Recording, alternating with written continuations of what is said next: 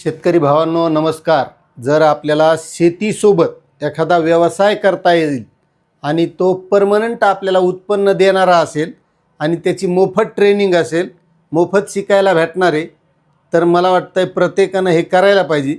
पण बऱ्याच जणांना काय आजकाल माहिती आहे का, कोणाला वाटतं आयतं भेटावं, म्हणजे काहीतरी करून काहीतरी करायचं असेल ना, तर इतके कुटाने करायला आजकाल लोकांना वेळ नाही राहिला।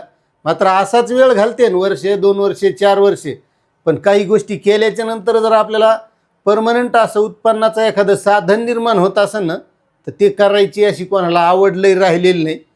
पण ह्या गोष्टी केल्याशिवाय म्हणजे चांगलं काही करायचं असेल ना, तर आपल्याला वेळ द्यावा लागतो, काही गोष्टी शिकावं लागतात आणि ते शिकल्याच्या नंतरच आपल्याला त्याचा फायदा नंतर मिळत असतो।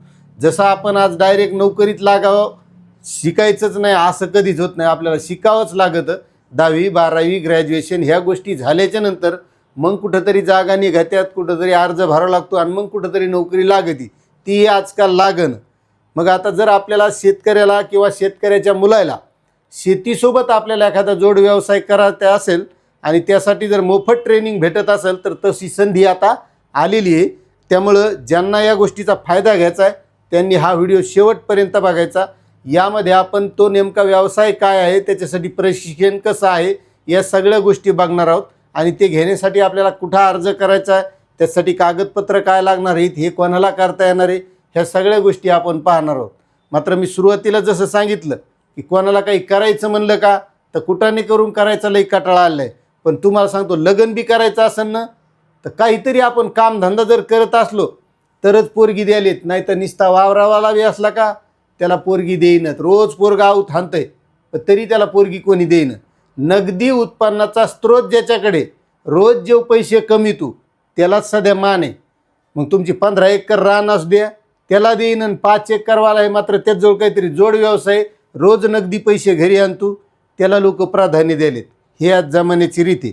मग जर तुम्हाला असं काही प्रशिक्षण घ्यायचं असेल, महाराष्ट्र संशोधन उन्नती व प्रशिक्षण प्रबोधिनी एक संस्था आहे शासनाची, जिला अमृत असं म्हणतात।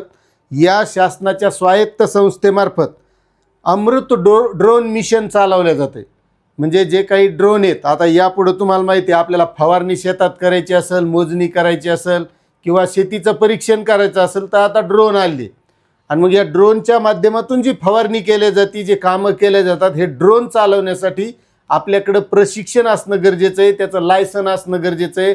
आणि तुम्हालाही माहीत असेल की आता ड्रोनवर सुद्धा चांगली सबसिडी भेटायली, आणि सबसिडीच्या माध्यमातून जर आपण ड्रोन घेतला आणि त्यासाठी हे प्रशिक्षण जर घेतलं तर आपल्याला एक शेतीसोबत म्हणजे शेती व्यतिरिक्तही केला तरी एक मोठा जोड व्यवसाय, चांगला बिझनेस उभा करता येतो। आपल्याला कोणत्याही प्रकारचे पैसे लागत नाहीत।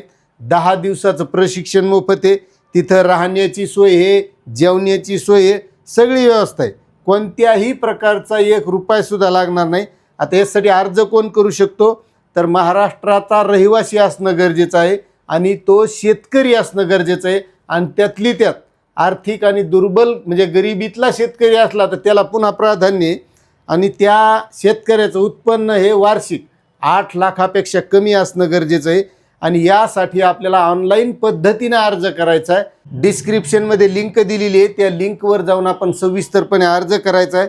जर तुम्हाला अर्ज नसला करता आला तर त्यासाठी तुम्ही नक्कीच कमेंट करा, अर्ज कसा करायचा त्याबाबतचा सुद्धा व्हिडिओ आपण या चॅनलच्या माध्यमातून आणू।